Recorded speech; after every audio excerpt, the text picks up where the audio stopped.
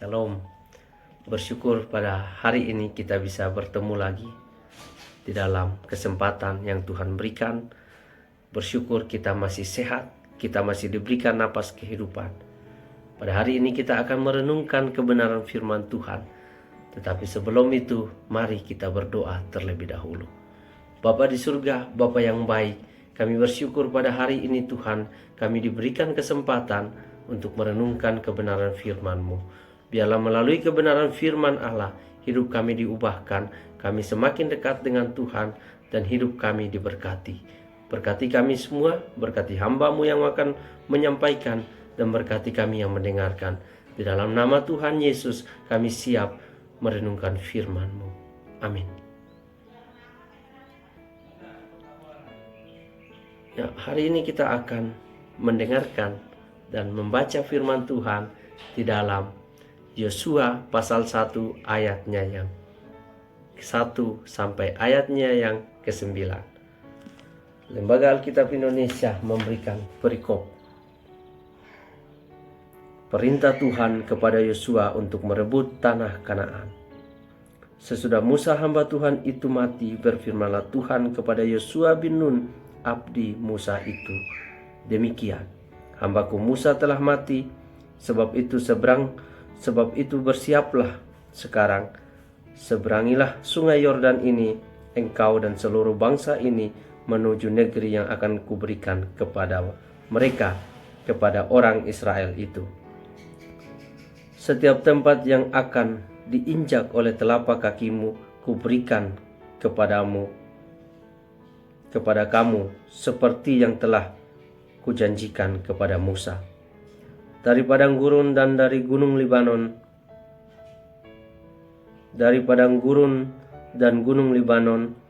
yang sebelah sana itu sampai ke sungai besar, yakni sungai Efrat, seluruh tanah orang Het, sampai ke laut besar di sebelah matahari terbenam, semuanya itu akan menjadi daerahmu. Seorang pun tidak akan dapat bertahan menghadapi engkau seumur hidupmu, seperti aku menyertai Musa, demikianlah aku akan menyertai engkau. Aku tidak akan membiarkan engkau dan tidak akan meninggalkan engkau.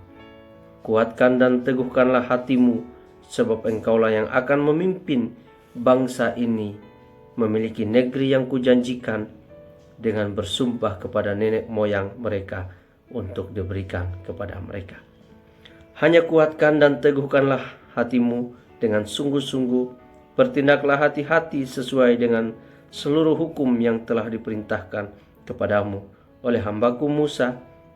Janganlah menyimpang ke kanan atau ke kiri, supaya engkau beruntung kemanapun engkau pergi. Janganlah engkau lupa memperkatakan kitab Taurat ini, tetapi renungkanlah itu siang dan malam, supaya engkau bertindak hati-hati sesuai dengan segala yang tertulis di dalamnya. Sebab dengan demikian perjalananmu akan berhasil dan engkau akan beruntung. Bukankah telah kuperintahkan kepadamu, kuatkan dan teguhkanlah hatimu. Janganlah kecut dan tawar hati, sebab Tuhan Allahmu menyertai engkau kemanapun engkau pergi.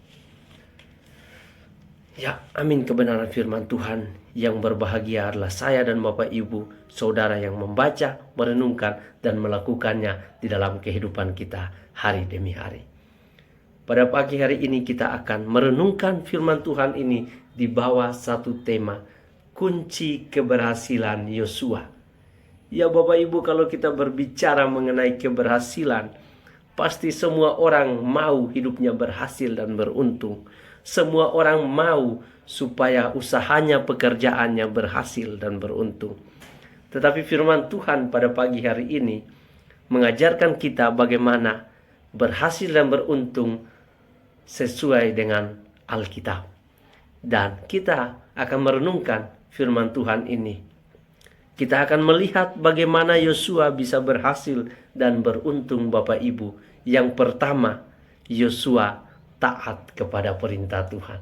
Kita bisa melihat di ayat yang pertama sampai ayat yang kelima. Di situ ada perintah Tuhan kepada Yosua untuk pergi menyeberangi sungai Yordan dan menyeberangi sungai Yordan untuk terus menjadi milik pusaka mereka atau untuk membawa bangsa Israel kepada tanah perjanjian. Dan kita bisa melihat di situ bahwa Tuhan memberikan perintah kepada Yosua, tetapi Yosua taat saja. Kita bersyukur Bapak Ibu bahwa Yosua taat kepada perintah Tuhan. Bisa saja sebenarnya Yosua memiliki banyak alasan, atau dia bisa fokus melihat hal-hal yang tidak baik yang dilakukan bangsa Israel. Mereka tidak taat kepada Tuhan, mereka tidak taat kepada Musa. Bisa saja dia berpikir demikian, tetapi Yosua memilih taat kepada perintah Allah. Dia mau menjadi pemimpin bangsa Israel. Dia mau memimpin bangsa itu untuk menuju tanah perjanjian. Dan bersyukur Bapak Ibu, kunci kesuksesan Yosua terletak kepada ketaatannya kepada firman Allah. Maka saya dan Bapak Ibu juga bisa sukses, bisa beruntung kalau kita taat terhadap perintah Tuhan. Yang kedua, kunci kesuksesan atau keberhasilan Yosua yaitu percaya penuh kepada janji Allah. Kita bisa melihat di situ ada 3 kali atau 4 kali, bahkan 4 kali ya, ayat kuatkan dan teguhkanlah hatimu. Dan di situ Tuhan mau supaya Yosua memiliki hati yang kuat, hati yang teguh terhadap janji Allah. Maka Yosua harus percaya janji Allah. Yosua harus percaya kepada perintah Allah. Bukan hanya dia taat, tetapi dia harus mempercayai janji Allah, ya dan amin. Janji Allah adalah harus ditaati, tetapi harus juga dipercayai. Karena seseorang yang taat tetapi tidak percaya sama halnya dengan bohong Bapak Ibu.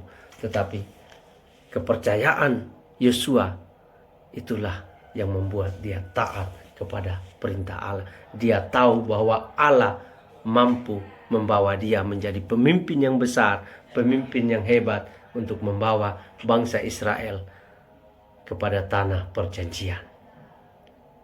Dan yang ketiga Bapak Ibu, kita bisa melihat apa kunci keberhasilan Yosua selain dia taat kepada perintah Tuhan dan dia percaya penuh kepada perintah Tuhan.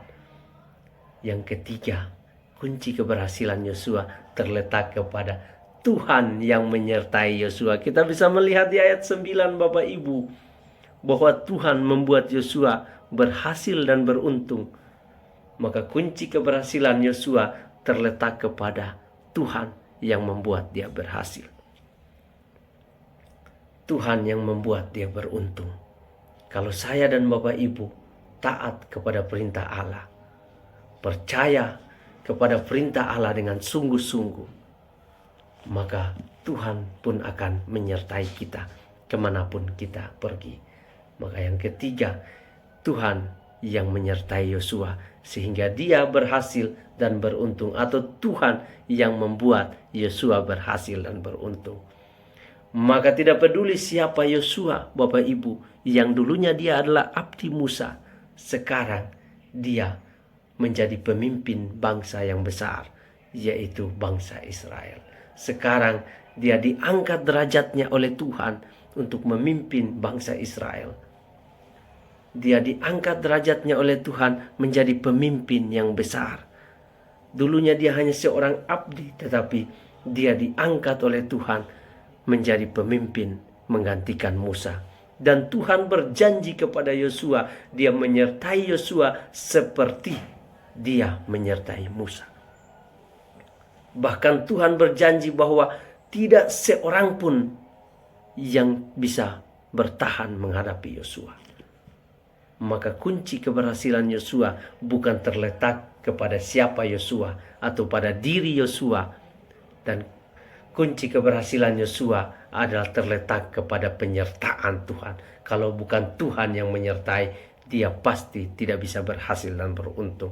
Maka sama halnya saya dan Bapak Ibu, kita bisa berhasil dan beruntung ketika Tuhan yang menyertai kita. Bukan siapa diri kita, bukan apa gelar kita, bukan apa jabatan kita yang membuat kita berhasil, tetapi siapa yang menyertai kita. Kalau Tuhan yang menyertai, maka tidak ada satupun yang dapat melawan kita, yang dapat menggagalkan rencana Tuhan di dalam diri saya dan Bapak Ibu Saudara. Maka itu Bapak Ibu Saudara, mari kita taat kepada perintah Tuhan, kita meyakini janji Tuhan, dan kita meyakini juga penyertaan Tuhan yang sempurna di dalam hidup kita. Maka marilah kita Bapak Ibu Saudara untuk menjadi pelaku-pelaku kebenaran firman Tuhan.